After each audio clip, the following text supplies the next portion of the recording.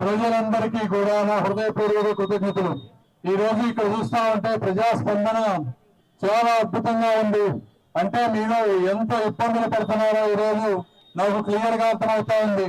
అయితే ఈ సమస్య ఇంత ఓటర్ సమస్య ఇంత తీవ్రంగా ఎందుకు ఉంది అని ఒక్కసారి వెనక్కి వెళ్ళి నేను చూశాను.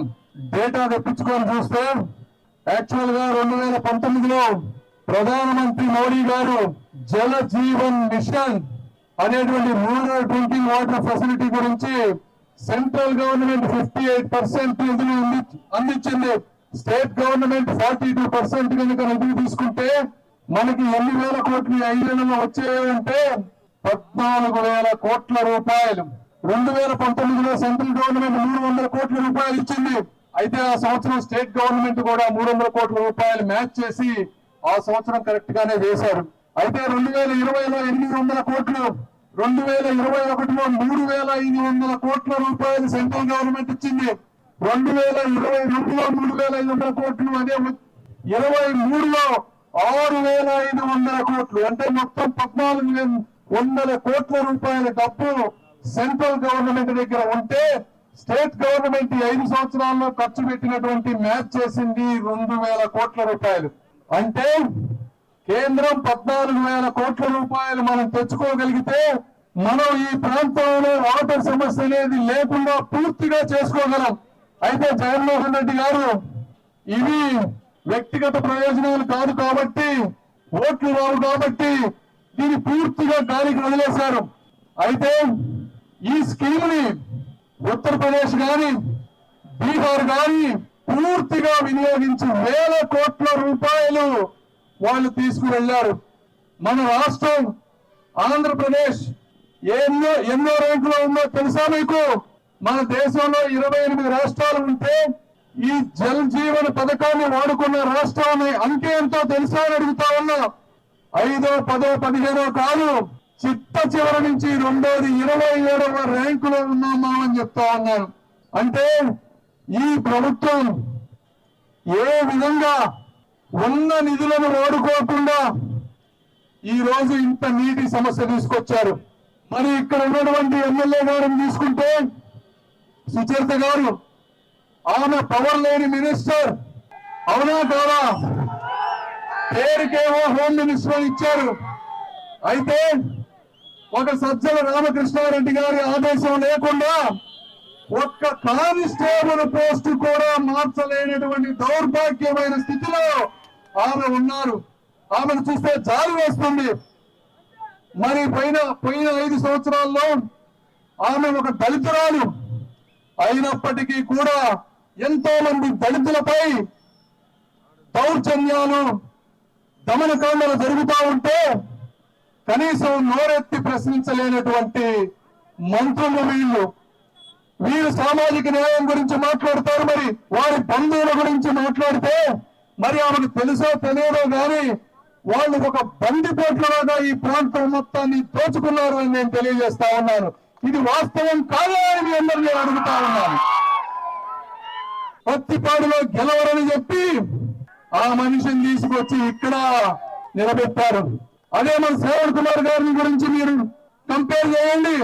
నీతి నిజాయితీకి నిలువెత్తు నిదర్శనం మన శ్రావణ్ కుమార్ గారు. ఈ ప్రాంతంలో ఒక సిమెంట్ రోడ్డు పడింది అంటే అది శ్రావణ్ కుమార్ గారి వల్ల మాత్రమే జరిగిందని మీ అందరికీ తెలియజేసుకుంటా ఉన్నాను. ఆయనకి బందిపోట్లలో దోచుకునేటువంటి బంధువులు ఎవరు లేరు అని నేను మీ అందరికీ తెలియజేసుకుంటా ఉన్నాను. గత 5 సంవత్సరాలు, అంతకుముందు 5 సంవత్సరాలు మా పరిపాలన ఉన్నప్పుడు ఒక్క దళిత సోదరునికి గాని అన్యాయం, దౌర్జన్యం జరగలేదు. అలా జరిగి ఉంటే మొట్టమొదటిగా వారిని చీల్చి చెండాడే వ్యక్తులు శ్రావణ్ కుమార్ గారు, చంద్రబాబు నాయుడు గారు అని మీ అందరికీ నేను తెలియజేసుకుంటా ఉన్నా. ముక్కుసూటిగా ఉంటారు, నీతి న్యాయం అయితే చేస్తారు తప్ప ఒక రకమైనటువంటి బలవంతాలకు వంగేటువంటి వ్యక్తి కాదు శ్రావణ్ కుమార్ గారు అని మీ అందరికీ నేను తెలియజేసుకుంటా ఉన్నా.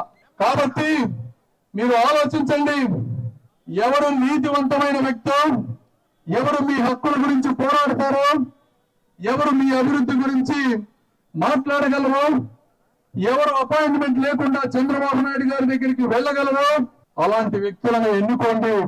నేను కూడా ఎన్నో ఉన్నా కూడా అవన్నీ వద్దనుకొని ఈ రోజు ఇక్కడికి వచ్చాను. ఎందుకు వచ్చాను అంటే నీళ్లు లేక కాలువలు సైతం కన్నీళ్లు పెట్టుకుంటా ఉంటే చూడలేక నేను ఈ రోజు వచ్చాను అని అందరికీ నేను తెలియజేసుకుంటా ఉన్నాను. యువత ఉద్యోగాలు లేక నిరుద్యోగంతో డిప్రెషన్ లో ఉంటే చూడలేకుండా వచ్చాను అని నేను చెప్తా ఉన్నాను. ఈ రోజున రోడ్లు చూస్తే గుంతలమయం, యాక్సిడెంట్ లో ఎంతమంది చనిపోతున్నారో తెలియని పరిస్థితి. ఈ విధంగా రాజధాని లేకుండా చేశారు. ఇలా నేను చెప్పుకుంటా పోతే ఎన్నెన్నో సమస్యలు. సెంట్రల్ గవర్నమెంట్ ఇచ్చినటువంటి ప్రాజెక్ట్ కనుక 12,000 కోట్ల రూపాయలు మనం వాడుకుంటే ఈ ప్రాంతానికి ఏమి జరిగేదయ్యా అంటే ఈ పైప్ లైన్ల ద్వారా ఇక్కడ ఉన్నటువంటి లోకల్ ఇంజనీర్లందరికీ ఉద్యోగాలు వచ్చాయి. వాస్తవం కాదా? ట్రాక్టర్లు ఉన్న వాళ్ళకి ఉపాధి దొరికేది కాదా?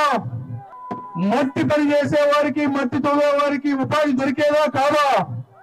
ట్రాన్స్పోర్ట్ కార్మికులకు ఉపాధి దొరికేదా కాదా? కన్స్ట్రక్షన్ వర్కర్స్ కు ఉపాధి దొరికేదా కాదా?